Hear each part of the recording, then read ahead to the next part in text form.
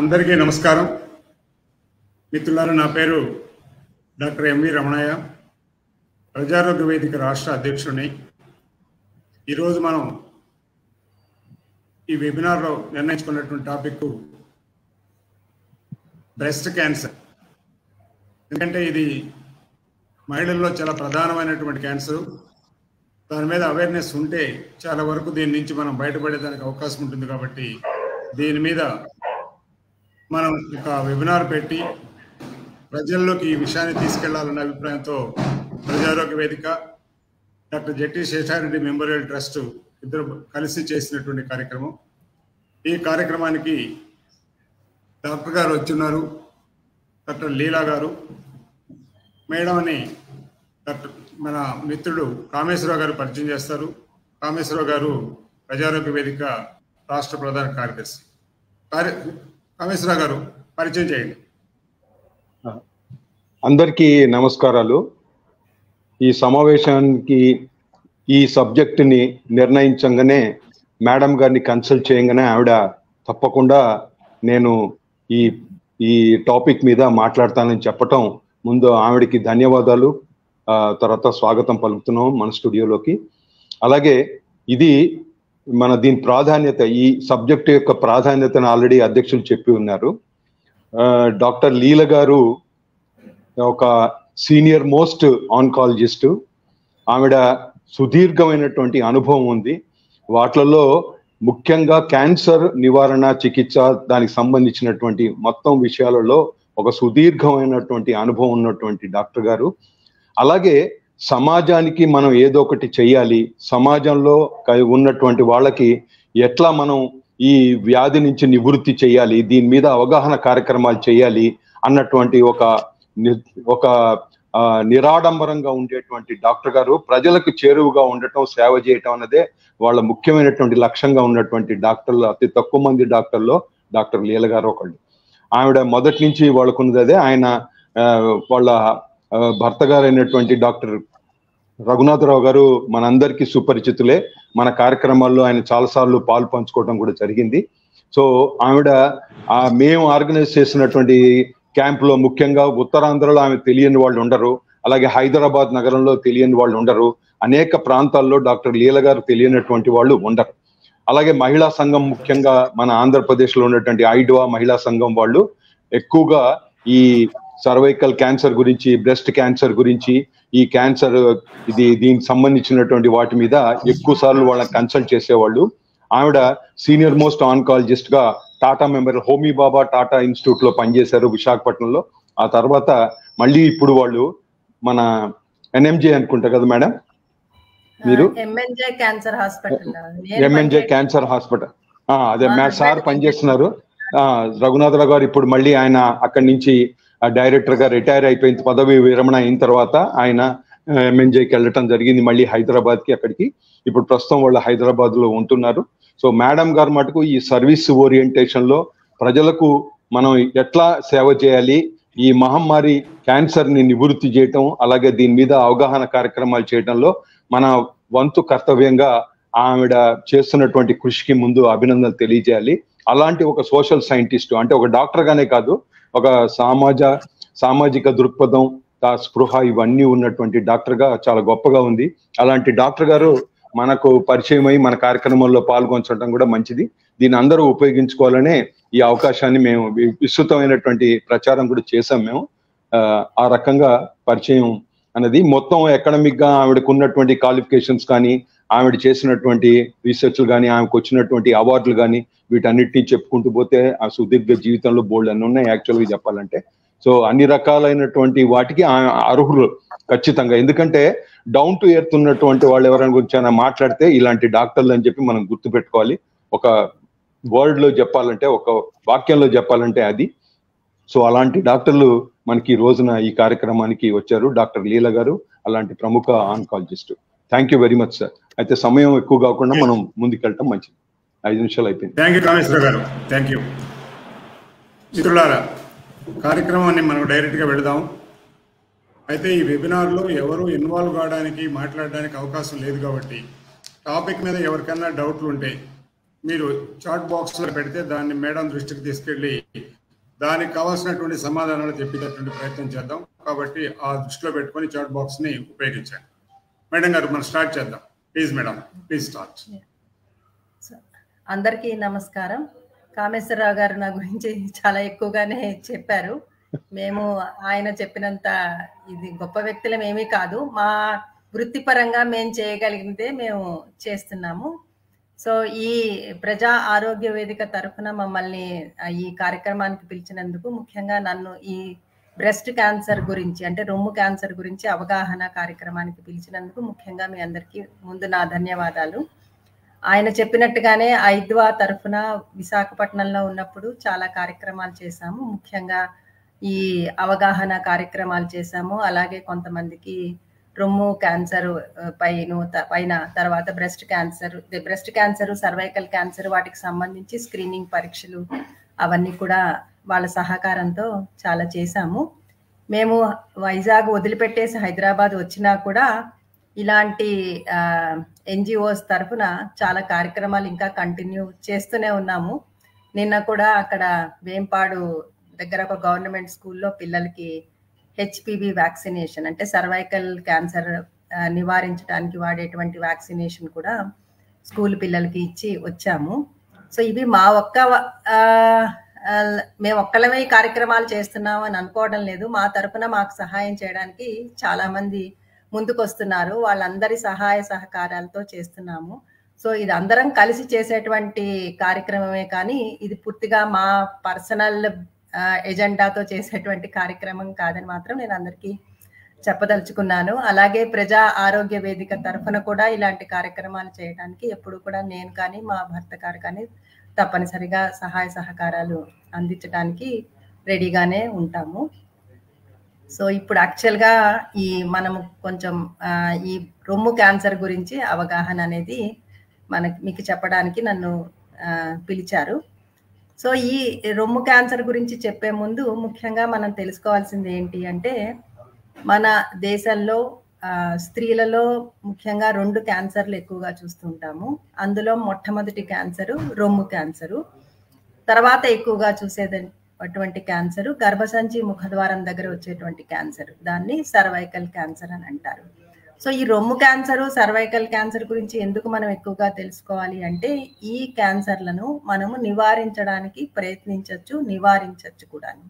So ముఖ్యంగా మనం రొమ్ము క్యాన్సర్ గురించి మాట్లాడుకుంటే, నేను ఇందాక చెప్పినట్టుగా ఇది మన దేశంలో మొట్టమొదటి క్యాన్సర్ అంటే నెంబర్ 1 క్యాన్సర్ కింద స్త్రీలలో మనం చూస్తున్నాము. అంటే పట్టణాలైనా పల్లెటూళ్ళైనా ఎక్కడైనా కూడా ఈ క్యాన్సర్ బాధపడేటువంటి స్త్రీలు చాలా ఎక్కువ మందిగా కనిపిస్తున్నారు. ఇంకొకటి మనం తెలుసుకోవాల్సింది ఏంటి అంటే, పాశ్చాత్య దేశాలతో చూస్తే మన దేశంలో మరి కారణాలు తెలియదు కానీ చాలా చిన్న వయసులోనే అంటే 25 ఏళ్ళు 30 ఏళ్ళు దాటినప్పటి నుంచి కూడా మనం స్త్రీలలో ఈ రొమ్ము క్యాన్సర్ అనేది ఎక్కువగా చూస్తున్నాము. ఇంతకు ముందు ఏదో పెద్ద వయసులో అంటే 50 ఏళ్ళు దాటిన తర్వాత బహిష్టు ఆగిపోయిన తర్వాత ఈ క్యాన్సర్ ఎక్కువగా వస్తుందని ఇంతకు ముందు అనుకునేవాళ్ళం. కానీ ఇప్పుడు కొత్తగా మనం చూస్తూ ఉంటే చిన్న వయసులోనే ఈ క్యాన్సర్ బారి పడటం అనేది చాలా ఎక్కువగా ఉంటుంది. ఇది నెంబర్ 1 క్యాన్సర్ కింద మనం ఆల్మోస్ట్ ప్రపంచం అంతా ముఖ్యంగా ఇండియాలో కూడా నెంబర్ 1 క్యాన్సర్ ఇన్ విమెన్ లాగా మనకి తెలుసు. కాబట్టి తప్పనిసరిగా దీని గురించి మన స్త్రీలకే కాదు పురుషులకి కూడా అవగాహన కావాలి. అవగాహన అనేది ఉంటే మనం ముందు జాగ్రత్తగానే వెళ్ళి వైద్యుల దగ్గర పరీక్ష చేయించుకొని ఏ క్యాన్సర్ అయినా కూడా తొలి దశలో మనం కనుక తెలుసుకోగలిగితే దాన్ని నివారించవచ్చు. పూర్తిగా ట్రీట్మెంట్ తీసుకుంటే మనకి దాని ఎఫెక్ట్ అనేది మన శరీరం మీద కానీ మన లైఫ్ స్పాన్ మీద కానీ ఉండదు. ఆ ఉద్దేశంగానే ఈ అవగాహన అనేది మనందరికీ తప్పనిసరిగా కావాలి. మన దేశంలో ఈ రొమ్ము క్యాన్సర్ గురించి తెలుసుకోవాలి అనుకుంటే ముఖ్యంగా మనకు అర్థం కావాల్సింది ఏంటి అంటే, ఎంతమంది ప్రతి సంవత్సరం ఈ క్యాన్సర్ వలన బాధపడుతున్నారు, కొత్తగా ఎంతమందికి ఈ క్యాన్సర్ వస్తుంది అనేది మనకి తెలియాలి. అంటే ప్రతి 1,00,000 మంది స్త్రీలను తీసుకుంటే కొత్తగా ఒక 25 మందికి ప్రతి సంవత్సరం ఈ క్యాన్సర్ ఉన్నదని నిర్ధారణ అవుతోంది. క్యాన్సర్ అని నిర్ధారణ అవటమే కాదు, ఏ దశలో నిర్ధారణ అవుతోంది అనేది కూడా చాలా ముఖ్యం. అంటే మొదటి దశ, రెండో దశ దాటి ఎక్కువగా మనకి మూడో దశలో, నాలుగో దశలో కనుక క్యాన్సర్లు అనేది ఏ క్యాన్సర్ అయినా నిర్ధారిస్తే అది తప్పకుండా ట్రీట్మెంట్ తీసుకున్నా కూడా పూర్తిగా తగ్గకపోవచ్చు, తగ్గినా కూడా మళ్ళీ వెనక్కి రావచ్చు. వెనక్కి వస్తే దాని ఎఫెక్ట్ మన జీవితం మీద ఉండి మనం ఒక సంవత్సరంలోనే మన లైఫ్ అనేది కూడా పోవడానికి అవకాశం ఉంటుంది. సో రొమ్ము క్యాన్సర్ కూడా ప్రస్తుతం మన దేశంలో చూస్తే ప్రతి సంవత్సరం 1,60,000 మందికి కొత్తగా బ్రెస్ట్ క్యాన్సర్ వచ్చింది అని నిర్ధారిస్తే ఒక సంవత్సరం అయ్యేటప్పటికి అందులో 50% మంది ఈ భూమి మీద ఉండడం అనేది జరగడం లేదు. మరి ఇంత బాధాకరమైన పరిస్థితి ఉన్నప్పుడు మనం ఈ క్యాన్సర్ రాకుండా ఎలా నివారించాలి? ఒకవేళ మనకు ఆ క్యాన్సర్ వచ్చే రిస్క్ ఏమన్నా ఉన్నదా? ఒకవేళ మనం మనకు ఉందేమో అని ఎలా తెలుసుకోవాలి అనే దాని గురించి ఇప్పుడు మనం కొంచెం తెలుసుకుందాము. ముఖ్యంగా ఈ క్యాన్సర్ రావడానికి రిస్క్ ఫ్యాక్టర్స్ ఏంటంటే ఎవరిలో ఈ క్యాన్సర్ వచ్చే అవకాశం ఎక్కువగా ఉంటుంది అనేది మనకి తెలియాలి. ముఖ్యంగా ఎవరికైతే ఇది ఇంకొక విషయం ఏంటంటే ఇది ఎక్కువగా ఆడవాళ్ళలో మనం చూస్తాము, కానీ ఒక స్మాల్ పర్సంటేజ్లో మగవాళ్ళలో కూడా రొమ్ము క్యాన్సర్ అనేది రావటం జరుగుతుంది. మేల్ బ్రెస్ట్ క్యాన్సర్ అంటారు. ఎక్కువ 99% స్త్రీలలో ఉన్న 1% మగవాళ్ళలో, పురుషులలో కూడా ఈ క్యాన్సర్ వచ్చేటువంటి అవకాశం ఉంది. అది ఎలా వస్తుంది అనేది నేను తర్వాత మీకు రిస్క్ ఫ్యాక్టర్స్ చెప్పినప్పుడు మీకు తెలియజేస్తాను. సో ఏమిటి రిస్క్ ఫ్యాక్టర్స్? ఏ కారణాల వల్ల ఈ స్త్రీలలో రొమ్ము క్యాన్సర్ రావడానికి అవకాశం ఎక్కువగా ఉంటుందంటే మొట్టమొదటిది ఊబకాయం. అంటే ఎవరైతే నార్మల్గా వాళ్ళ వయస్సుకి, వాళ్ళ హైట్కి తగ్గ వెయిట్ కాకుండా ఎక్కువ వెయిట్ ఉంటారో, అంటే మనం బాడీ మాస్ ఇండెక్స్ అని అందరికీ క్యాలిక్యులేట్ చేస్తాము. ఆ బాడీ మాస్ ఇండెక్స్లో ఓవర్ వెయిట్ దాటి ఒబీస్గా అంటే ఊబకాయము అలా ఉన్న వాళ్ళలో ఈ రిస్క్ అనేది ఎక్కువగా ఉంటుంది. ఈ ఊబకాయం రావడానికి కారణాలు ఏంటి అంటే మనం తీసుకునేటువంటి ఆహార పద్ధతులు, అదే కాకుండా మనకి బాడీలో ఎక్సర్సైజ్, అంటే మనం ఎటువంటి ఎక్సర్సైజ్ చేయకుండా ఇంట్లోనే ఉండడము, లేకపోతే ఇప్పుడు అందరూ వర్క్ ఫ్రమ్ హోమ్ అనేది చేయటం మూలాన ఇప్పుడు సిస్టమ్స్ ముందు అతుక్కుపోయి పనులు చేయటము, ఇవన్నీ చేయటం మూలాన మనకి ఎటువంటి ఎక్సర్సైజు లేకుండా మనం తినేటువంటి ఆహారంలో మనకి నియమం అనేది లేకపోతే కనుక తప్పకుండా మనం వెయిట్ పెరగడానికి అవకాశం ఉంటుంది. సో ఈ వెయిట్ అనేది, ఊబకాయం అనేది ఉన్న వాళ్ళలో రొమ్ము క్యాన్సర్ వచ్చేటువంటి అవకాశం ఎక్కువగా ఉంటుంది. ఎందుకు అంటే రొమ్ము క్యాన్సర్కి కావలసినటువంటి కొన్ని రకాలైన హార్మోన్స్, అంటే స్త్రీలలో వచ్చేటువంటి హార్మోన్స్, వాటిని ఈస్ట్రోజన్స్ అంటారు. అందులో ఉండే ఒక రకమైనటువంటి హార్మోను మన కొవ్వు పదార్థం నుంచి కూడా తయారవడానికి అవకాశం ఉంటుంది. అది రొమ్ము మీద పనిచేసి మనకి క్యాన్సర్ కలగజేసే అవకాశం ఎక్కువగా ఉంటుందన్నమాట. అది మొట్టమొదటి రిస్క్ ఫ్యాక్టరు. ఇంకొకటి వయసుతో పాటు ఏ క్యాన్సర్ అయినా వచ్చే అవకాశం పెరుగుతుంది. అలాగే అందులో ఈ రొమ్ము క్యాన్సర్ కూడా మనం చెప్పుకోవచ్చు. తర్వాత మనకు ఉండేటువంటి అలవాట్లు, అంటే పొగాకు తీసుకునే అలవాటు ఉన్నవాళ్ళు, ఈ ఆల్కహాల్ తీసుకునే అలవాట్లు ఉన్నవాళ్ళు, అంటే మనం స్త్రీలలో మన దేశంలో చాలా తక్కువ మంది తీసుకుంటారని అనుకుంటాము, కానీ పొగాకు తీసుకునే అలవాటు చాలా మందికి ఉంటుంది. అలాగే ఆల్కహాల్ అనేది కూడా మనకు తెలియకుండానే తీసుకునే వాళ్ళు చాలా మంది ఉన్నారు. అదే కాకుండా ఇంకొకటి మనం తెలుసుకోవాల్సింది ఏంటి అంటే చిన్న వయసులోనే బహిష్టు మొదలయ్యి చాలా సంవత్సరాల వరకు బహిష్టు ఉన్నవాళ్ళు, అంటే ఎర్లీగా మెనార్కీ అంటారు ఇంగ్లీష్లో చెప్పాలంటే, లేట్ మెనోపాజ్ అంటే పీరియడ్స్ ఆగిపోవడం అనేది. అప్పుడు ఎక్కువ కాలం మనకి మన శరీరంలో ఈ అండాశయం నుంచి ఈ ఈస్ట్రోజన్ అనేటువంటి హార్మోన్స్ తయారవుతూ ఉంటే వాళ్ళలో బ్రెస్ట్ క్యాన్సర్ వచ్చే రిస్క్ కొంచెం ఎక్కువగానే ఉంటుంది. అలాగే ఎవరైతే లేట్గా వాళ్ళకి వివాహం అవటము, పిల్లలు పుట్టడం అనేది లేట్గా జరగడము, అదే కాకుండా ఇప్పుడు ఈ రోజుల్లో మన స్త్రీలందరూ కూడా అందరూ వర్కింగ్ విమెన్ ఎక్కువగా ఉన్నారు కాబట్టి వాళ్ళు బ్రెస్ట్ ఫీడింగ్ అనేది ఇవ్వడానికి ఎక్కువ సమయం అనేది వాళ్ళకు ఉండకపోవచ్చు. పూర్వకాలంలో అయితే 1 సంవత్సరం 2 సంవత్సరాలు అలాగా కంటిన్యూస్గా తల్లిపాలు అనేది ఇవ్వడం అనేది జరుగుతూ ఉండేది. ఇప్పుడేమో ఈ మనకున్నటువంటి ఉద్యోగరీత్యా స్త్రీలలో 2 నెలలు 3 నెలలు ఇవ్వగలిగితే 6 నెలల వరకు ఇచ్చి తర్వాత ఆపేస్తూ ఉంటారు. సో ఈ బ్రెస్ట్ ఫీడింగ్ అనేది తక్కువ అవుతున్నప్పుడు కూడా రిస్క్ పెరగడానికి అవకాశంగా ఉంటుంది. అలాగే చిన్న వయసులో మనకి ఏమన్నా కొన్ని రకాల క్యాన్సర్లు వచ్చి ఛాతీ దగ్గర ఏమన్నా రేడియేషన్ అది తీసుకునే అలాంటి పరిస్థితి ఏమన్నా వస్తే వాళ్ళలో కొంచెం బ్రెస్ట్ క్యాన్సర్ పెరిగేటువంటి అవకాశం ఎక్కువగా ఉంటుంది. ఇంకొకటి ఏంటి అంటే చాలాసార్లు చాలామందికి కొంచెం కొన్ని మందుల మీద అపోహలు ఉన్నాయి. ముఖ్యంగా హార్మోన్ పిల్స్ అనేది ఉంటాయి. అంటే ప్రెగ్నెన్సీస్ రాకుండా ఒక ప్రెగ్నెన్సీకి మధ్యలో గ్యాప్ కోసం ఓరల్ కాంట్రాసెప్టివ్ పిల్స్ అంటారు. అంటే హార్మోన్ పిల్స్ అనేది కొంతమంది వేసుకుంటారు. అది తక్కువ కాలం వేసుకున్నందువల్ల ఏమీ క్యాన్సర్ అనేది ఎక్కువగా వచ్చే అవకాశం ఏమీ ఉండదు. అలాగే మన బహిష్టు ఆగిపోయిన తర్వాత మెనోపాజ్ వచ్చిన తర్వాత కొన్ని రకాలైనటువంటి సిమ్టమ్స్ అనేవి స్త్రీలకు వస్తూ ఉంటాయి. ఆ సిమ్టమ్స్ భరించలేనప్పుడు మనము ఏ హార్మోన్స్ వల్ల మనకైతే పీరియడ్స్ వచ్చాయో ఆ హార్మోన్స్ ఆగిపోయిన తర్వాత వచ్చేటువంటి సిమ్టమ్స్ని కంట్రోల్ చేయడానికి అప్పుడప్పుడు మనం హార్మోన్ రీప్లేస్మెంట్ థెరపీ అనేది కూడా వాడతాము. ఇవన్నిటి మీద చాలా మందికి చాలా అపోహ ఉంటుంది. అంటే ఈ ఓరల్ కాంట్రాసెప్టివ్ పిల్స్ తీసుకున్నా, హార్మోన్ రీప్లేస్మెంట్ పిల్స్ తీసుకున్నా క్యాన్సర్ వచ్చేస్తుందేమో, బ్రెస్ట్ క్యాన్సర్ వచ్చేస్తుందేమో అని చాలామంది భయపడతారు. కానీ ఆ రిస్క్ అనేది చాలా తక్కువగా ఉంటుంది. అంటే మనం షార్ట్ టర్మ్ అంటే కొన్ని నెలలు అలా వేసుకున్నప్పుడు దాని మీద ఎఫెక్ట్ మనకి ఎక్కువగా ఏమీ ఉండదు. అది మానేసిన తర్వాత గ్రాడ్యువల్గా దాని ఎఫెక్ట్ తగ్గిపోతుంది. పూర్వకాలంలో అయితే మొట్టమొదట్లో ఈ హార్మోన్ రీప్లేస్మెంట్ అనేది వచ్చినప్పుడు చాలామంది అందరి స్త్రీలకి రెగ్యులర్గా ముఖ్యంగా పాశ్చాత్య దేశాల్లో ఇస్తూ ఉండేవారు. కానీ ఇప్పుడు అలా ఇవ్వటం లేదు. ఎందుకంటే అందరికీ ఈ బ్రెస్ట్ క్యాన్సర్ అనే ఒక రిస్క్తో భయపడుతున్నందుకు. సో ఎవరికైతే అవసరం ఉంటుందో వాళ్ళకి మేము ఇస్తాము. ఇచ్చినప్పుడు కూడా వాళ్ళకి అన్ని టెస్టులు చేసి చూసుకొని అప్పుడు ఇస్తాము. ఒక తక్కువ కాలంలో ఒక ఫ్యూ మంత్స్ వాడినంత మాత్రాన వాళ్ళకి బ్రెస్ట్ క్యాన్సర్ పెరిగేటువంటి అవకాశం అనేది ఏమీ ఎక్కువగా ఉండదు. అది మీకు తెలియడం కోసమని నేను ముఖ్యంగా ఈ రెండింటి గురించి ఎక్కువగా చెప్తున్నాను. తర్వాత ఇంకొకటి ఏంటి అంటే ఫ్యామిలీ హిస్టరీ. అంటే మనకు వంశపారంపర్యంగా మనకి ఏమన్నా ఈ క్యాన్సర్ వస్తుందా అనేది చాలామంది ప్రశ్నిస్తారు. సో ఈ బ్రెస్ట్ క్యాన్సర్లో కొన్ని రకాల జీన్స్లో తేడాలు రావటం మూలాన బ్రెస్ట్ క్యాన్సర్ వచ్చేటువంటి అవకాశం కొంచెం ఎక్కువగా ఉంటుంది. అంటే ఇక్కడ మనం తెలుసుకోవాల్సింది ఏంటంటే ప్రతి ఒక్కళ్ళలో ఎవరికైతే క్యాన్సర్ అని అనుమానం ఉన్న వాళ్ళందరికీ ఏ క్యాన్సర్ గురించి వచ్చినా కూడా ఆ క్యాన్సర్ లేకపోయినా మామూలుగా వేరే ఏ బాధతో డాక్టర్ దగ్గరికి వచ్చినా అందరినీ మేము మీకు ఇంట్లో ఎవరికైనా ఏమైనా క్యాన్సర్స్ ఉన్నాయా అని అడుగుతాం. అంటే ఎలాగైతే మీ ఇంట్లో బీపీ ఉందా, షుగర్ ఉందా అని అడుగుతామో అలాగే మీకు క్యాన్సర్లు అనేవి ఉన్నాయా అనేది కూడా అడుగుతాము.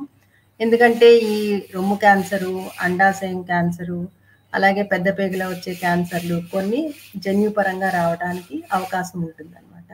సో అలాంటి హిస్టరీ ఏమన్నా ఉన్నదా అనేది తెలుసుకుంటాం. అంటే ఉన్నంత మాత్రాన అందరికీ కూడా ఈ క్యాన్సర్ వచ్చేస్తుందని మళ్ళీ ఎవరు భయపడక్కర్లేదు. సో కొంతమందికి ఇంట్లో ఫ్యామిలీ మెంబర్స్లో వేరే తల్లికో లేకపోతే పిన్నులకో మేనత్తలకో లేకపోతే అట్లాగే మగవాళ్ళలో కూడా ఎవరికో ఇంట్లో క్యాన్సర్ ఉంది అనేది మనకి కొంతమందికి తెలుస్తుంది. అట్లా ఎవరికైనా ఇంట్లో ఫ్యామిలీస్లో క్యాన్సర్ ఉన్నది అని అన్నప్పుడు వాళ్ళు కనుక మామూలుగా క్యాన్సర్ నుంచి బయటపడి మామూలుగా ఉంటే కనుక వాళ్ళకి ఏమన్నా జన్యుపరంగా ఈ క్యాన్సర్ వచ్చిందా అనేది మనం జెనెటిక్ టెస్టింగ్ అనేది ఉంటుంది. దాన్ని BRCA1 అండ్ BRCA2 అనే జీన్స్ అనేవి అందరికీ ఉంటాయి. ఆ జీన్స్లో ఏమన్నా తేడా ఉన్నదా అంటే మ్యూటేషన్స్ అనేవి ఏమన్నా ఉన్నాయా అనేది మనం వాళ్ళకి టెస్ట్ చేసి చూడొచ్చు. అలాంటిది ఏదన్నా ఉంటే కనుక వాళ్ళ ఫ్యామిలీ మెంబర్స్ అందరినీ కూడా ముందు నుంచి స్క్రీనింగ్ చేయించుకోండి. అంటే వాళ్ళని హై రిస్క్ పాపులేషన్ అంటారు. ఇంట్లో ఉన్న మిగతా ఫ్యామిలీ మెంబర్స్ అందరినీ కూడా స్క్రీనింగ్ చేయించుకోమని చెప్పొచ్చు.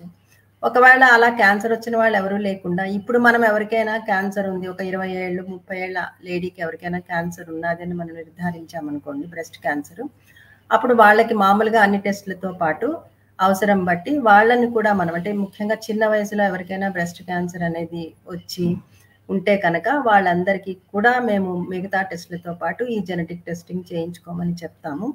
ఒకవేళ వాళ్ళలో కనుక ఈ జెనెటిక్ టెస్టింగ్లో ఏమైనా తేడా ఉన్నదని వస్తే వాళ్ళ పిల్లలకి మిగతా వాళ్ళ ఇంట్లో ఉన్న అందరూ ఫ్యామిలీ మెంబర్స్కి కూడా మనం ముందుగానే చెప్పొచ్చు అనమాట. మీరు కూడా ముందు జాగ్రత్తగా స్క్రీనింగ్ చేయించుకోండి అనేది చెప్పడానికి మనకి అవకాశం ఉంటుందన్నమాట.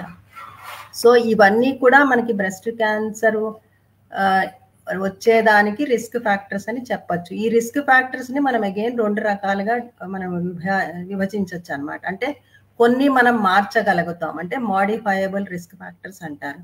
కొన్ని నాన్ మోడిఫైయబుల్ అంటే మనం మార్చలేనటువంటి రిస్క్ ఫ్యాక్టర్స్. మనం మార్చగలిగింది ముఖ్యంగా ఏంటంటే మన లైఫ్ స్టైల్లో మనం మార్చగలిగింది మనం తీసుకునేటువంటి ఆహారపు అలవాట్లు, ఇంకొకటి మనం చేసేటువంటి ఎక్సర్సైజు, వాటిని మనం మార్చచ్చు.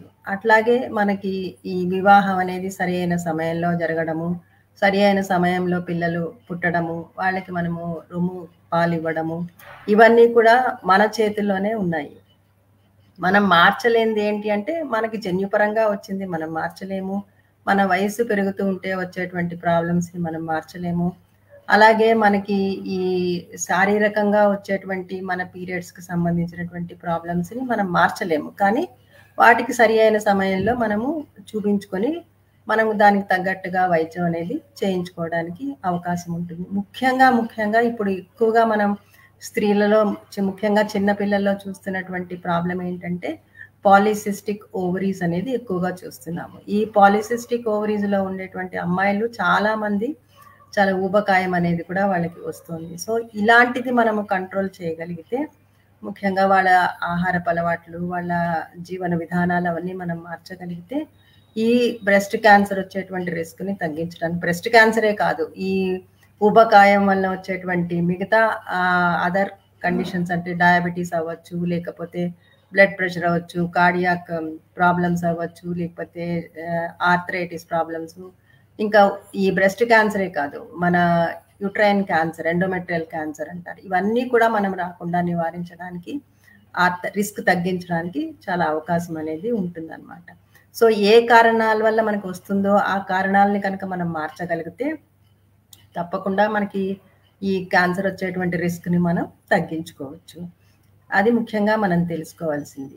తర్వాత ఇప్పుడు నెక్స్ట్ చాలా మందికి ఏమిటని వస్తుందంటే, ఈ క్యాన్సర్ వస్తుందా రాదా మాకు ఎలా తెలుస్తుంది, మేము ఏం చేయించుకుంటే, ఏ టెస్ట్లు చేయించుకుంటే మాకు ముందు తెలుస్తుంది అనేది చాలా మందికి నెక్స్ట్ అనుమానం అనేది వస్తుంది. సో 20 ఏళ్ళు దాటిన తర్వాత ప్రతి స్త్రీని మేము ఏం చెప్తాము అంటే, వాళ్ళంతటా వాళ్ళు వాళ్ళ రొమ్మును పరీక్ష చేసుకోవడం అనేది తెలుసుకోవాలి, నేర్చుకోవాలి. అది ఏం కష్టమైనటువంటి పని కాదు. ప్రతి నెల బహిష్టు అయిపోయిన తర్వాత వాళ్ళు స్నానం చేస్తున్నప్పుడు వాళ్ళ అద్దం ముందు నిలబడి వాళ్ళ రొమ్ముల్ని వాళ్ళంతటి వాళ్ళే చూసుకోవచ్చు. దాన్ని సెల్ఫ్ బ్రెస్ట్ ఎగ్జామినేషన్ అంటారు. అంటే అలా చూస్తున్నప్పుడు రొమ్ములో ఏమన్నా వాళ్ళకి చర్మం మీద మార్పు జరిగినా, లేకపోతే ఏమన్నా గడ్డలు లాంటివి కనిపించినా, స్థానం అంటారు కదా, నిప్పులు, అదేమన్నా లోపలికి వెళ్ళినట్టు అనిపించినా, ఇలాంటిది ఏదన్నా అనుమానం ఉంటే వెంటనే వాళ్ళు వైద్యుల్ని దగ్గరికి వెళ్ళొచ్చు. అదే కాకుండా వాళ్ళంతటా వాళ్ళు కుడి రొమ్మునేమో ఎడమ చేతితోటి, ఎడమ రొమ్మునేమో కుడి చేతితోటి వాళ్ళంతటా వాళ్ళు నెమ్మదిగా ఈ ఫింగర్ టిప్స్ పట్టుకొని నెమ్మదిగా రొమ్ము మీద, చర్మం మీద కనుక పరీక్ష చేసుకుంటే ఏదన్నా గడ్డలు లాంటివి వాళ్ళ చేతికి తగిలితే, చిన్నవైనా సరే, అన్ని క్యాన్సర్ కాకపోవచ్చు, వెంటనే వెళ్ళి వాళ్ళు వైద్యుల్ని పరీక్ష దగ్గరికి వెళ్ళొచ్చు. అలాగే రొమ్ముతో పాటు మన అదేంటి చంకలో అంటే ఆర్మ్ పిట్ అంటారు కదా, అక్కడ కూడా ఏమైనా గడ్డలు ఉన్నాయా అనేది వాళ్ళంతా వాళ్ళు పరీక్ష చేసుకోవచ్చు.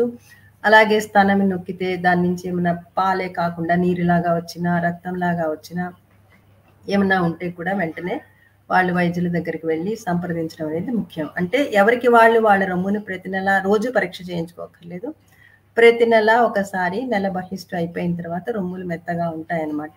ఆ టైంలో వాళ్ళంతటి వాళ్ళు బ్రెస్ట్ ఎగ్జామినేషన్ చేసుకుంటే ఏమన్నా తేడా అనిపిస్తే, అంటే గడ్డలు లాంటివి తెలిసినా, లేకపోతే చర్మం మీద ఏమన్నా మార్పు జరిగినా, ఆ గడ్డల్లో ఏమన్నా ఉండి వాటి మీద చర్మం అతుక్కుపోయినా, లేకపోతే ఈ నిప్పులు అనేది లోపలికి వెళ్ళిపోయినా, నిప్పుల దగ్గర నుంచి ఏమైనా డిశ్చార్జ్ లాంటిది వచ్చినా వెంటనే అశ్రద్ధ చేయకుండా వెళ్ళి చూపించుకోవడం ముఖ్యం.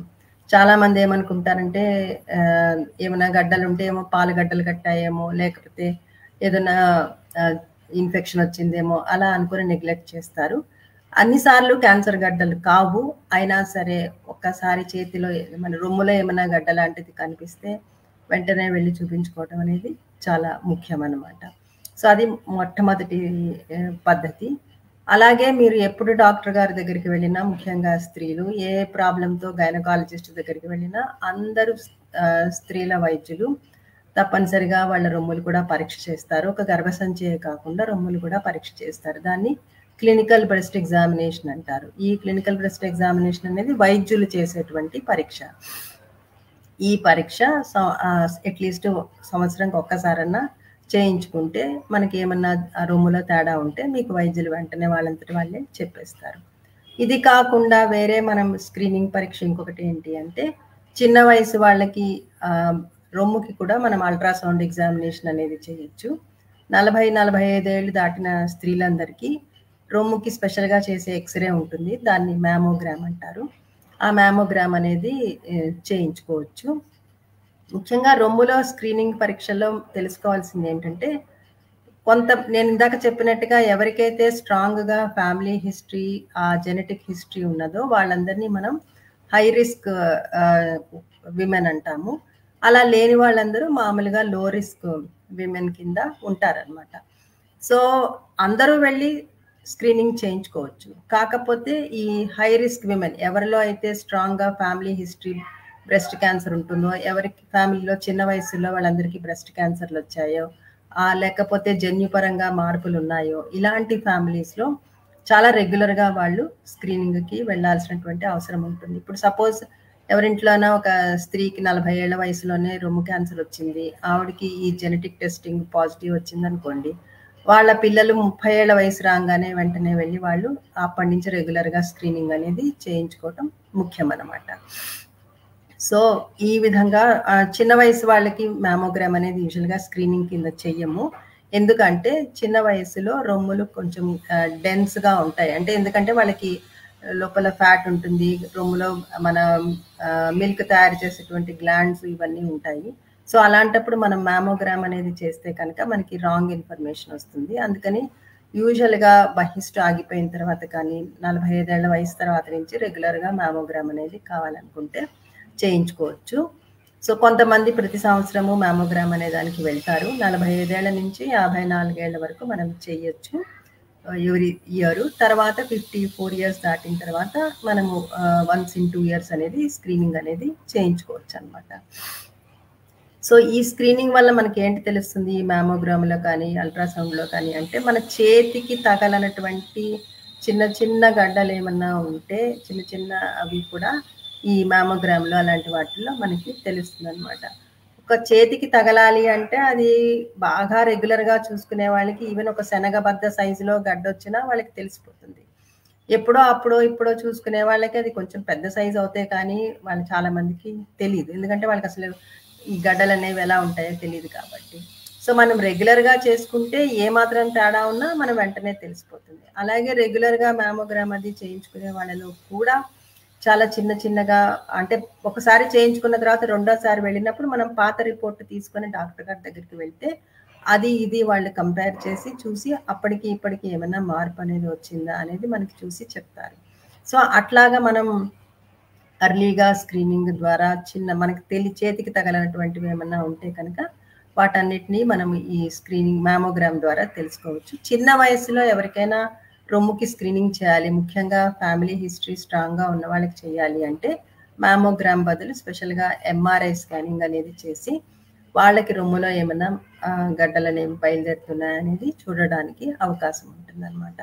సో ఇలాంటి స్క్రీనింగ్ పరీక్షలు అంటే ఎవరికి వాళ్ళు రొమ్ము పరీక్ష చేసుకోవడము, రెండవదేమో డాక్టర్ గారి దగ్గరికి వెళ్ళినప్పుడు డాక్టర్ గారు రొమ్ము పరీక్ష చేయడము, మూడవది అల్ట్రాసౌండ్ ఎగ్జామినేషన్ కానీ మ్యామోగ్రామ్ కానీ స్క్రీనింగ్ కింద చేయించుకోవడము.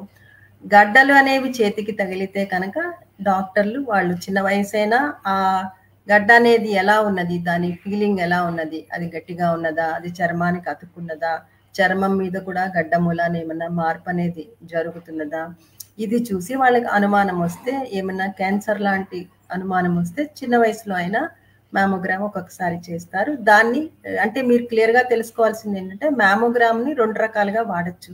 స్క్రీనింగ్ మ్యామోగ్రామ్, ఇంకొకటేమో డయాగ్నాస్టిక్ మ్యామోగ్రామ్. స్క్రీనింగ్ అంటే మనకేమీ ఉండదు కానీ మనకి ఏమన్నా తేడా జరుగుతుందా అని తెలిసేది. ఆ స్క్రీనింగ్ మ్యామోగ్రామ్ అనేది యూజువల్గా 40 ఏళ్ళు వయసు దాటిన తర్వాత కానీ మేము ఎవరికి చేసుకోమని చెప్పము, చిన్న వయసులో చెప్పము.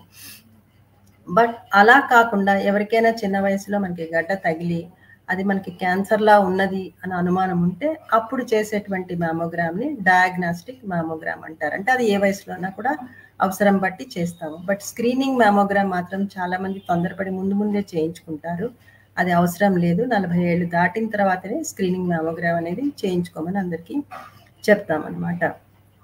సో ఇవి స్క్రీనింగ్ పరీక్షల గురించి. సపోజ్ మనకి ఏమీ లేకపోతే మనం భయపడాల్సినది ఏమీ ఉండదు. ఏమన్నా తేడా ఉంటే ఏం చేయాలి అనేది మీకు వైద్యులే చెప్తారు. సపోజ్ ఏదైనా రొమ్ములో ఒక చిన్న గడ్డ కనిపించింది, అది ఏమన్నా క్యాన్సర్ లాగా ఉన్నది అని అనుమానం వస్తే తప్పకుండా బయాప్సీ పరీక్ష చేస్తారు. ఆ బయాప్సీ పరీక్ష రిపోర్ట్ బట్టి క్యాన్సర్ని కనుక నిర్ధారణ అయితే అది ఏ స్టేజ్లో ఉన్నది అనేది అన్ని చూస్తారు. చూసిన తర్వాత దాని ప్రకారంగా మనకి ట్రీట్మెంట్ అనేది నిర్ధారించడం జరుగుతుంది. స్టేజ్ బట్టి ట్రీట్మెంట్ అనేది డిసైడ్ చేస్తారు. యూజువల్గా రొమ్ము క్యాన్సర్కి ఇచ్చేటువంటి ట్రీట్మెంట్లో ఒకటి ఆపరేషన్ చేయడం, దాని సర్జరీ, శస్త్రచికిత్స, రెండవది కీమోథెరపీ మందులు ఇవ్వటం, మూడవదేమో రేడియేషన్ థెరపీ, తర్వాత నాలుగోది అంటే మనము టార్గెటెడ్ థెరపీ, తర్వాత యాంటీ ఈస్ట్రోజన్ థెరపీ అవన్నీ కూడా ఉంటాయి. అవి మనము చేసినటువంటి బయాప్సీ రిపోర్ట్ బట్టి వేరే దాని మీద స్పెషల్గా టెస్ట్లు చేసి అవి అవసరం ఉన్న వాళ్ళకి ఆ మిగతా 2 ట్రీట్మెంట్లు అడ్వైస్ చేస్తారు. అలాగే ఇప్పుడు రొమ్ముకి శస్త్రచికిత్స చేసినప్పుడు, క్యాన్సర్ విషయంగా చేసినప్పుడు చిన్న గడ్డ ఉంటే పూర్తిగా రొమ్ము తీసేయాల్సినటువంటి అవసరం ఏమీ ఉండదు. ఆ ఎక్కడైతే గడ్డ ఉన్నదో ఆ గడ్డ చుట్టూతా ఉన్నటువంటి నార్మల్ టిష్యూ కొంచెం తీసి, తర్వాత చంకలో ఉండేటువంటి లింఫ్ గ్లాండ్స్ అని ఉంటాయి, లింఫ్ నోడ్స్ అని ఉంటాయి, అవి తీస్తారు. ఎందుకంటే క్యాన్సర్ అనేది ఆ లింఫ్ నోడ్స్ ద్వారా, లింఫ్ గ్లాండ్స్ ద్వారా స్ప్రెడ్ అవ్వడానికి అవకాశం ఉంటుంది. కాబట్టి పూర్తిగా రొమ్ము తీసేయాల్సినటువంటి అవసరం అన్నిసార్లు ఉండకపోవచ్చు. అలాగే ఒక్కొక్కసారి గడ్డ పెద్దగా ఉంది అంటే గడ్డని చిన్నది చేయడం కోసం కీమోథెరపీ మందులు ఇస్తారు. అది కొంచెం చిన్నదైన తర్వాత అప్పుడు రొమ్మును పూర్తిగా తీసేయకుండా బ్రెస్ట్ కన్జర్వేషన్ సర్జరీ అనేది చేస్తారు. అలాగే బ్రెస్ట్ కన్జర్వేషన్ అంటే రొమ్మును ఉంచి ఎక్కడైతే గడ్డ ఉన్నదో అది ఒకటే తీసిన తర్వాత చాలాసార్లు రొమ్ము షేప్ కనుక మారిపోతే దానికి ప్లాస్టిక్ సర్జరీ కూడా చేస్తారు. దాన్ని ఆంకోప్లాస్టీ సర్జరీ అంటారు అనమాట. సో రొమ్ము క్యాన్సర్ వచ్చేసింది, రొమ్ము పూర్తిగా తీసేస్తారు అని భయపడాల్సినటువంటి రోజులు కూడా పోయాయి. మీరు సరి అయిన వైద్యుల దగ్గరికి వెళ్ళి చూపించుకుంటే వాళ్ళు తప్పకుండా మీకు ఉన్నటువంటి క్యాన్సర్ స్టేజ్ బట్టి ఏ విధంగా ట్రీట్మెంట్ ఇస్తే బాగుంటుంది, ఏ విధంగా మళ్ళీ మిమ్మల్ని నార్మల్గా చేయడానికి అవకాశం ఉంటుంది అనే దాన్ని చూసి నిర్ధారించడం అనేది జరుగుతుంది. కాకపోతే మనం తెలుసుకోవాల్సింది ఏంటి అంటే ముఖ్యంగా ఏదైనా రాకుండా నివారించడం అనేది చాలా ఇంపార్టెంట్. సో దానికోసం మనం తెలుసుకోవాల్సింది ఏంటి అంటే స్క్రీనింగ్ అనేది ముఖ్యం. మనం ఎలాగైతే డాక్టర్ గారి దగ్గరికి వెళ్ళి మన బీపీ గురించి, షుగర్ గురించి, వాటన్నిటి గురించి ఎట్లాగైతే చెకప్ చేయించుకుంటామో అట్లాగే రొమ్ము గురించి కూడా మనం వెళ్ళి పరీక్ష చేయించుకోవడం అనేది చాలా ముఖ్యం. రొమ్ము క్యాన్సర్తో పాటు నేను మళ్ళీ ఇంకొకసారి ఎక్కువగా చెప్పేది ఏంటంటే సర్వైకల్ క్యాన్సర్ గురించి కూడా స్క్రీనింగ్ చేయించుకోండి అనేది కూడా చెప్తాను. సో స్త్రీలందరూ తప్పకుండా 30 ఏళ్ళు దాటినప్పుడు రొమ్ము క్యాన్సరు, తర్వాత సర్వైకల్ క్యాన్సరు, వాటన్నిటికీ గురించి కూడా స్క్రీనింగ్కి వెళ్ళడం, వాళ్ళంతటి వాళ్ళే ముందుకు వెళ్ళి స్క్రీనింగ్ చేయించుకోవడం అనేది చాలా ముఖ్యం. ఎందుకంటే ఏదైనా కూడా ఎర్లీగా మనం అంటే చాలా తొలి దశలో ఏదైనా మనం నిర్ధారిస్తే తప్పకుండా మనం పూర్తిగా దాన్ని క్యూర్ చేసుకోవడానికి అంటే దాన్ని ఆ ట్రీట్మెంట్ తీసుకుంటే అది తప్పకుండా సక్సెస్ అవుతుంది. అయినప్పుడు మనకి ఎటువంటి ప్రాబ్లము లేకుండా మన నార్మల్ లైఫ్ స్పాన్ అనేది ఉంటుందన్నమాట. మనం అదే అశ్రద్ధ చేసి నాకేముందిలే, నాకెందుకు వస్తుందిలే అనుకొని చాలా మంది వదిలేస్తారు. అలా వదిలేసినప్పుడు అది ఆ స్టేజ్ మారిపోయి మనం వెళ్ళిన తర్వాత డాక్టర్లు చేయగలిగింది చాలా తక్కువగా ఉంటుందన్నమాట. So for a normal healthy life అంటే ఇప్పుడు ఇక్కడ ఇది ప్రజా ఆరోగ్య వేదిక అంటున్నారు. ప్రజా ఆరోగ్య వేదిక తరఫున మీ అందరికీ ఎందుకు అవగాహన కలగజేస్తున్నారు అంటే దేశంలో ఉన్న ప్రజలందరూ ఆరోగ్యంగా ఉండాలి, ముఖ్యంగా మహిళలు ఆరోగ్యంగా ఉండాలి అనేది చాలా ముఖ్యం. సో ఆరోగ్యంగా ఉండాలి అని అంటే అన్ని రకాలుగా కూడా మనము హెల్దీగా ఉండడానికి ట్రై చేయాలి. అంటే మన ఆహారపు అలవాట్లు, మన ఎక్సర్సైజు, అలాగే మనం వెళ్ళి స్క్రీనింగ్ చేయించుకోవడము, అన్ని రకాల వ్యాధులకి ముఖ్యంగా ఏవైతే నివారించగలము అంటే ముఖ్యంగా మనం నివారించగలిగినటువంటి వ్యాధుల్లో లైక్ డయాబెటీస్ నివారించలేకపోయినా కంట్రోల్లో పెట్టుకోవచ్చు. అలాగే హైపర్ టెన్షన్, బ్లడ్ ప్రెషరు, వీటన్నిటినీ మనము కంట్రోల్లో పెట్టుకోవడానికి చాలా అవకాశం ఉంది ఈ రోజుల్లో. కాబట్టి ఆ పరీక్షలతో పాటు మనం ఈ క్యాన్సర్ స్క్రీనింగ్ పరీక్షలు అనేవి కూడా చేయించుకుంటే రెగ్యులర్గా ఏదైనా తొలి దశలో మనకి ఉన్నదని తెలిస్తే మనం కంగారు పడకుండా దానికి తగ్గట్టుగా వైద్యం తీసుకుని తప్పకుండా మనం రోగ విముక్తులు అవ్వడానికి ప్రయత్నించాలి. ఇంకొకటి జస్ట్ మీకు కన్ఫర్మేషన్ కోసం చెప్పేది, ఈ జన్యుపరంగా వచ్చేటువంటి క్యాన్సర్స్లో మగవాళ్ళలో కూడా వచ్చేటువంటి అవకాశం ఉంటుంది. అలాగే మనం ఫ్యామిలీ హిస్టరీ తీసుకుంటున్నప్పుడు మీ ఆడవాళ్లే కాదు మగవాళ్ళలో కూడా ఈ రొమ్ము క్యాన్సర్ అనేది ఏమన్నా ఉన్నదా అనేది అడగాలి, అది చాలా ముఖ్యం. సో వాళ్ళలో ఎవరికైనా వస్తే కనుక తప్పకుండా మిగతా ఫ్యామిలీ మెంబర్స్ అందరూ కూడా జన్యుపరంగా ఈ స్క్రీనింగ్ టెస్ట్లు అనేది చేయించుకోవాలి. ఇంకొక ప్రశ్న మీకు రావచ్చు, ఇప్పుడు జన్యుపరంగా మాకు తేడా ఉన్నది, మా శరీరంలో మ్యూటేషన్స్ ఉన్నాయి అనేది నిర్ధారిస్తే మనం క్యాన్సర్ రాకుండా ఎలా నివారించవచ్చు అనేది మీకు ఇంకొక అనుమానం రావచ్చు. కొంతమంది ఏం చేస్తారు అంటే ముందు జాగ్రత్తగానే ఈ రిస్క్ ఎక్కువగా ఉన్నది, వాళ్ళకి ఈ రొమ్ము క్యాన్సర్ వచ్చే రిస్క్ ఎక్కువగా ఉన్నది అని కనుక తెలిస్తే కొంతమంది ముందు జాగ్రత్తగానే రొమ్ము తీయించుకునేటువంటి ఆపరేషన్లు కూడా చేయించుకుంటారు. రొమ్ము క్యాన్సరే కాదు, అండాశయం క్యాన్సర్ రిస్క్ కూడా ఆ విధంగా ఈ జెనెటిక్ మ్యూటేషన్స్ అంటే BRCA1 అండ్ BRCA2 మ్యూటేషన్స్ మూలాన రావడానికి అవకాశం ఉంటుంది. అలాంటప్పుడు వాళ్ళు ముందు ప్రొఫిలాక్టిక్గానే ఈ రొమ్ము క్యాన్సర్ సర్జరీస్ కానీ, రొమ్ముకి సర్జరీస్ కానీ, లేకపోతే ఈ అండాశయము ఆపరేషన్ అవన్నీ చేయించుకోవడానికి అవకాశం ఉన్నదన్నమాట. సో ఈ విషయాలు మనం తెలుసుకోవడం చాలా ముఖ్యం. దేనికి భయపడాల్సినటువంటి అవసరం లేదు. ధైర్యంగా వెళ్ళి మనం స్క్రీనింగ్ చేయించుకొని అందులో ఏమన్నా తేడా ఉంటే వైద్యం చేయించుకోవడం అనేది చాలా ముఖ్యం. ఈ అవకాశం నాకు ఇచ్చినందుకు ప్రజా ఆరోగ్య వేదిక వారికి ధన్యవాదాలు తెలుపుతూ, మీకు ఎవరికైనా ఏమైనా ప్రశ్నలు ఉంటే నాకు తెలిసినంత వరకు వాటికి సమాధానాలు చెప్పడానికి ప్రయత్నిస్తాను. థ్యాంక్ యూ మేడం, చాలా వివరంగా చెప్పారు, సులభతరంగా ఉంది, మామూలు వాళ్ళు కూడా అర్థం చేసుకునేటువంటి పరిస్థితి, చదువుకున్న వాళ్ళు కూడా అవసరం లేదు. అయితే 2-3 ప్రశ్నలు వచ్చాయి మేడం. ఓకే.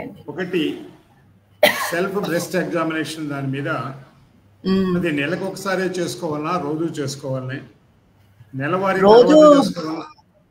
చెప్పండి, కంప్లీట్ చేయండి. 3 పాయింట్లు మేడం. నెలకు ఒకసారి చేసుకోవాలన్నా రోజు చేసుకోవాలని, నెలవారీ తర్వాత నెలవారీ ముందా, రొమ్ములోనే చూసుకోవాలన్నా చంకలో కూడా చూడాలన్నా, ఏ వయసు నుంచి ఆ పరీక్ష చేసుకోవడం మంచిది అన్నటువంటి క్లారిటీ కావాలని అడిగారు మేడం. ఓకే, చెప్పండి. సో 20 ఏళ్ళ వయసు దాటిన తర్వాత స్త్రీలందరూ రొమ్ము పరీక్ష చేసుకోవడం వాళ్ళందరి వాళ్ళు మొదలు పెట్టచ్చండి. రోజు చేసుకోవాల్సినటువంటి అవసరం లేదు, రోజు కంగారు పడాల్సినటువంటి అవసరం లేదు, నెలకు ఒకసారి చేసుకుంటే చాలు. అది కూడా బహిష్టు అయిపోయిన తర్వాత, అంటే బహిష్టు అయిపోయిన తర్వాత రొమ్ములు ఏమవుతాయంటే చాలా మెత్తగా ఉంటాయి. అంటే మన శరీరంలో ముఖ్యంగా స్త్రీలలో నెల బహిష్టు వస్తున్నప్పుడు హార్మోన్స్ అనేవి తయారవుతాయి అన్నమాట. ఆ హార్మోన్స్ అనేవి కూడా ఒక సైకిల్ లాగా ఉంటాయి. మొట్టమొదటి 15 రోజుల్లో వచ్చేటువంటి హార్మోన్స్ ని ఈస్ట్రోజన్స్ అంటారు. తర్వాత వచ్చేటువంటి హార్మోన్స్ నేమో ప్రొజెస్ట్రాన్స్ అంటారు అనమాట. ఈ ప్రొజెస్ట్రాన్స్ హార్మోన్స్ అవన్నీ ఏం చేస్తాయంటే రొమ్ములో ఉండేటువంటి కణాల మీద కొంచెం మార్పు అనేది కలగచేస్తాయి. అప్పుడు ఏమవుతుందంటే చాలా మందికి పీరియడ్స్ వచ్చే ముందు రొమ్ములో కొంచెం నొప్పి వచ్చినట్టుగా అలా ఉంటుంది, దాన్ని మ్యాస్టాల్జియా అంటారు. ఆ టైంలో కనుక మనము రొమ్ము పరీక్ష చేసుకుంటే, అంటే పీరియడ్స్ వచ్చేదానికి ముందు ప్రతి ఒక్కళ్ళు ఏంటంటే రొమ్ములో ఎవ్వగడ్డలు ఉన్నాయి, లేకపోతే నాకు నొప్పి వస్తుంది, క్యాన్సర్ వస్తుంది అని అనుకుంటారు అనమాట. పీరియడ్స్ అయిపోయిన తర్వాత ఈ ప్రొజెస్ట్రాన్ హార్మోన్ ఎఫెక్ట్ తగ్గిపోయిన తర్వాత రొమ్ములు చాలా మెత్తగా అయిపోతాయి. కాబట్టి బహిష్టు అయిపోయిన తర్వాతనే ముఖ్యంగా 5వ రోజు 6వ రోజు అలాగా మేము ఈ పరీక్ష చేసుకోమని చెప్తాము. రొమ్ముతో పాటు చంక కూడా పరీక్ష చేసుకోవాలి. చంకలో పరీక్ష అన్నారు, రొమ్ముతో పాటు చంకలో కూడా చూడాల్సిన అవసరం ఉందా? గడ్డ ఏదైనా ఉండండి, అది 2 ఒకేసారి చేసుకోవాలండి. అంటే యాక్చువల్ గా నేను అంటే బొమ్మలైతే బాగా ఎక్కువగా చూపించగలుగుతాను, నేను మామూలుగా మాట్లాడుతున్నాను కాబట్టి. కాకపోతే ఏంటంటే ఇప్పుడు ఈ కుడి చేయితోటి ఈ ఎడమ బ్రెస్ట్ ని ఎగ్జామిన్ చేసుకోవాలి, ఎడమ చేతితోటి కుడి బ్రెస్ట్ ని ఎగ్జామిన్ చేసుకోవాలి. తర్వాత చేతులు పైకి ఎత్తి ఈ చేతితోనే ఇటుపక్క చంకకి లోపల, అంటే యాక్సిలరీ ఫోల్డ్ అంటారు, అక్కడ యాక్సిలరీ ప్యాడ్ ఆఫ్ ఫ్యాట్ ఉంటుంది, ఇక్కడ యాక్సిల్లా అంటాము, ఆ ఏరియాలో తనిఖీ చేసుకోవాలండి. ఇంకొక ప్రశ్న మేడం, రొమ్ములో గడ్డ ఏదన్నా అనిపిస్తే అది కొన్ని సందర్భాల్లో ఫైబ్రోఅడినోమా అంటారు కదా, అట్లా ఏమైనా మనం సెల్ఫ్ ఎగ్జామినేషన్ లోనే ఫైబ్రోఅడినోమాని క్యాన్సర్ నాడ్యూల్ ఏమైనా డిఫరెన్షియేట్ చేయడం సాధ్యం అవుతుందా సెల్ఫ్ ఎగ్జామినేషన్? అవునండి. ఇప్పుడు రొమ్ములో ఏదైనా గడ్డ కనిపించి ఆ గడ్డ కనుక ఫ్రీగా కదులుతూ ఉంటే దాన్నేమో ఫైబ్రోఅడినోమా అని చెప్పచ్చు. అలా కాకుండా గడ్డ కదలకుండా ఒక చోటే ఉండి అది గట్టిగా ఉన్నట్టు అనిపించి, లేకపోతే దాని మీద ఏమైనా చర్మం వెళ్ళి అతుక్కుని, చర్మం మీద ఒకసారి ఏమవుతుందంటే గడ్డ కనుక వెళ్ళి అతుక్కుంటే అక్కడ ఒక ప్యూడి ఆరెంజ్ అంటారు. అంటే ఇప్పుడు మనకి మీకు నారింజ కాయ తొక్క చూస్తే కనుక చిన్న చిన్న చిన్న చిన్న చిన్న కన్నాలు ఉన్నట్టు అట్లా ఏమన్నా గడ్డ ఉన్న ఏరియాలో చర్మం మీద మనకి అలాంటి మార్పు అలాంటివి కనిపిస్తే అది క్యాన్సర్ గడ్డ అనుకోవచ్చు. ఒకవేళ అలాంటి చర్మం అతుక్కుపోయినా కూడా గడ్డ ఫ్రీగా కదలకుండా ఒక చోటే ఉన్నది, అది గట్టిగా ఉన్నది అని అనిపిస్తే అది మనం ఎక్కువ అలా క్యాన్సర్ అని అనుమానపడచ్చు. ఏ గడ్డ అయితే ఫ్రీగా కదులుతూ ఉంటుందో అది ఫైబ్రోఅడినోమా అవ్వచ్చు. ఒక్కొక్కసారి రొమ్ములో చిన్న నీటి కాయల్లాగా ఉంటాయి, సిస్ట్లు అంటారు, అలాంటివి కూడా ఉండొచ్చు అనమాట. అది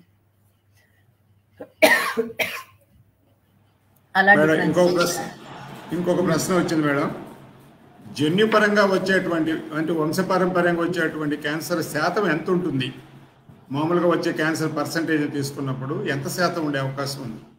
అది ఒక 5 to 10% వరకు ఉంటుందండి, అంతకంటే ఉంటుంది. మిత్రులారా, ఇంకేదైనా ప్రశ్నలు ఉన్నాయా? వచ్చిన ప్రశ్నలు అవి. మేడం గారు సమాధానం ఇవ్వడానికి రెడీగా ఉన్నారు. ఇంకేదో ప్రశ్న వస్తుంది మేడం, రాస్తున్నారు. మేడం, క్యాన్సర్ ట్రీట్మెంట్కి ఇప్పుడు అమోఘమైన ట్రీట్మెంట్ వచ్చింది, దరిదాపుగా ఇబ్బందులు ఏమీ లేకుండానే నయం చేసుకున్నటువంటి పరిస్థితి వచ్చింది కదా, దాన్ని మనం భయపడాల్సిన అవసరం లేదనేటువంటి ధైర్యంగా ఉండొచ్చా ప్రజలు? ఉండొచ్చండి, ఉండొచ్చు, తప్పకుండా ఉండొచ్చు. అందుకనే అంటున్నాను, ఎర్లీ స్టేజ్ లో డిటెక్ట్ చేస్తే ఏ క్యాన్సర్ కైనా క్యూర్ అనేది ఎక్కువగా ఉంటుంది. అందుకనే మనం అందరం చేయాల్సింది ఏంటంటే అశ్రద్ధ చేయకుండా ఏమాత్రం తేడా అనిపించినా వెంటనే వెళ్ళి వైద్యుల దగ్గర పరీక్ష చేయించుకోవాలి. అది క్యాన్సర్ కనే కాదు, ఏ జబ్బుకైనా అదే ముఖ్యం. ఇంకొక ప్రశ్న వచ్చింది మేడం, రొమ్ముల్లో పరీక్ష చేసుకున్న తర్వాత గడ్డగా అనిపిస్తే నొప్పి ఉంటేనే భయపడాలా, నొప్పి లేకపోతే భయపడాలా? నొప్పి అనేది చాలా క్యాన్సర్ లో చాలా లేట్ గా వచ్చేటువంటి సిమ్టమ్ అండి. నొప్పి లేకపోయినా గడ్డ అనేది కనిపిస్తే చూపించుకోవాలండి. ఒక్కొక్కసారి అంటే చిన్న వయసులో చాలా సార్లు బ్రెస్ట్ ఫీడింగ్ చేస్తున్నప్పుడు కూడా ఒక్కొక్కసారి బ్రెస్ట్ మిల్క్ అనేది సరిగ్గా బయటకి ఎక్స్ప్రెస్ అవ్వకపోతే ఆ రొమ్ములో ఉండేటువంటి పాల గ్రంథులు ఉంటాయి కదా, ఆ గ్లాండ్ ఓపెనింగ్స్ ఏమన్నా అడ్డుకుంటే అప్పుడు బ్రెస్ట్ యాప్సెస్ అనేది తయారవుతుంది. ఆ బ్రెస్ట్ యాప్సెస్ వచ్చినప్పుడు చాలా ఎక్కువ పెయిన్ వస్తుంది. యాప్సెస్ అనేది ఏమి క్యాన్సర్ కాదు. సో పెయిన్ ఉన్నా పెయిన్ లేకపోయినా వెంటనే వెళ్ళి ఏ గడ్డ అనేది చేతికి తగిలినా చూపించుకోవడం చాలా ముఖ్యం. మేడం, ప్రశ్న అవే మేడం వచ్చింది, ప్రశ్న రాలేదు మేడం. చాలా బాగా చెప్పారు మేడం, థ్యాంక్ యూ మేడం. మిత్రులారా, ఈ కార్సినోమా బ్రెస్ట్ అన్నటువంటి టాపిక్ చాలా సులభంగా ఉంది, కానీ ప్రజల్లో మాత్రం ఎక్కువ భయాలు ఉన్నాయి.